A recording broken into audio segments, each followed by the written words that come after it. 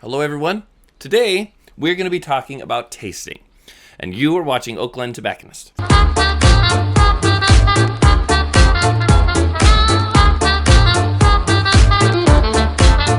Hello everyone, I'm Eric, the proprietor of Oakland Tobacconist, where we make the hard to find within reach. If you're interested in the cigars I'm talking about today or many other boutique selections, check us out at oaklandtobacconist.com. Thank you everyone for your support. If you get a chance, make certain that you like, comment, and subscribe. That really helps us here on the channel. I've done a video on tasting cigars before. This is more like on a part 2 side because we've covered the kind of like the flavor end of cigars, what it is you're tasting. And if you're interested in kind of trying to learn, you might hear certain cigar smokers say this reminds me of chocolate or earth or pepper, spice, many different things. I did make a video on sort of a few ideas and a few tips on tasting flavors from cigars. This is more on part 2. This is really recognizing the structure of a cigar and how to taste what it is that you are smoking. So let's delve into it. There are several main categories of smoking a cigar. There can be very many different definitions. However, I'm gonna break it down into 3 main, easier to sort of like wrap your head around. We're gonna cover flavor, we're gonna cover body, and we're gonna cover strength. I feel like the last 2 often get mixed up, so hopefully this will give a better idea, a better way to sort of break down a blend. With that stated, let's jump into flavor. Now, like I said, I have already made a video on sort of how to recognize certain flavors, so we're gonna touch on that real quick and keep on moving. This is the Farce by Room 101 Robusto. Now, when I am trying to detect certain flavors from a cigar, I try to make my mind start from scratch. Basically, close my eyes, try to envision what it is that I'm tasting, and sort of draw in those notes there. Whether you retrohale, whether you don't, this can be done either way, but sort of just clear your mind of any premonitions or ideas you might have about the cigar, and really figure out and concentrate what it is you're tasting. So there is a little bit of caramel, a little bit of vanilla, also alfalfa. There's definitely a grassy note that I find in there. And if I were to simply go off of mouthfeel and not retrohale, I would say more warmer tones like that. However, when I do retro, that enhances it with a little bit of white pepper, which really adds a bit of difference to this blend. Once again, I'm trying to clear my mind out, concentrate on what I'm tasting, and really picture and envision what does this tobacco remind me of. The combination of flavors, what am I reminding of? So there's a few tips in the flavor. Now we're gonna go down to body. I often would get this mixed up. When I hear body, I would think strength. However, 2 very different things. You can apply the term fuller bodied or more mild, even as you would perhaps on a whiskey or definitely on a wine, where it basically doesn't encompass your palate. Palate has several different senses, and so some cover different directions. Does the body, the smoke, the mouthfeel really cover those senses? So in other words, if you smoke a really, really light cigar, you'll notice it. Your palate will tell you, and you have to trust your palate to be like, well, the smoke production's pretty small. It doesn't kind of just fill up the palate, and so it's very light, so I would say it's more of a light body. With a cigar such as this, no matter what the strength may be, you can have a medium body, you can have a fuller body. It just depends on the blend itself. Those tobaccos, how full are they within the blend? So honestly, where this sits, we'll get to strength in a bit for the body of this Connecticut.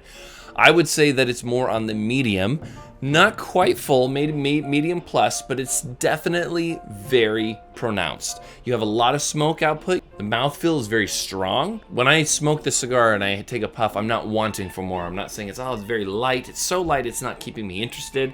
And so while it uses lighter tobaccos, the body is more medium plus, which I really appreciate. It can appeal to a wide range of palates, whether you're a fuller strength person who likes to smoke stronger cigars, whether you're on the lighter side. It's not going to overwhelm, but it definitely satisfies. So right now, the Farce Robusto is more in that medium to medium plus in body. Now let's go break it down to strength. Strength is how much nicotine and power is behind this blend. It's very difficult to find a well-balanced Connecticut that is going to be full strength.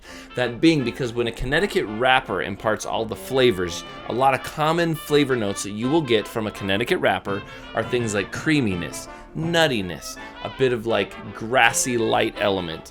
You get sometimes they like white pepper. Unfortunately, sometimes a bitterness. When you try to ramp up some of those softer tones with full strength underneath, it's really hard to balance. I'm not saying it can't be done, but it's more rare.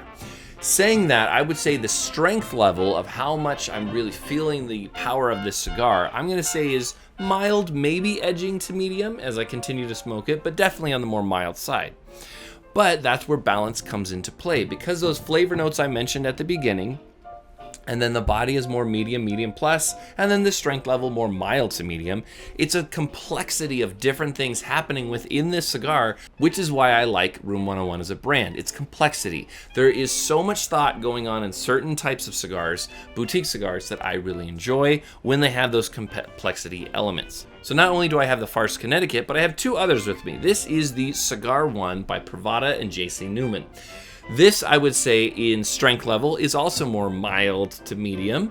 It appeals to a lot of people because it similarly has a medium body to it. Flavor notes are outstanding with a bit of ginger, a little bit of pepper on the retrohale, very earthy, a little bit of cedar, and also some rosy elements to it. So there's a full flavored element to this, very complex. There's a medium body so that smoke output is not overwhelming, but it's also very well balanced. Strength level, mild to medium, to appeal to very many different palates. So this Ecuadorian sun-grown Toro has a very good wide appeal to a lot of different people. Coming up next, this is a favorite here. This would be a full-flavored, full-bodied, full-strength cigar. This is the Tabernacle Toro by Foundation Cigar Company, blended by Nick Melillo.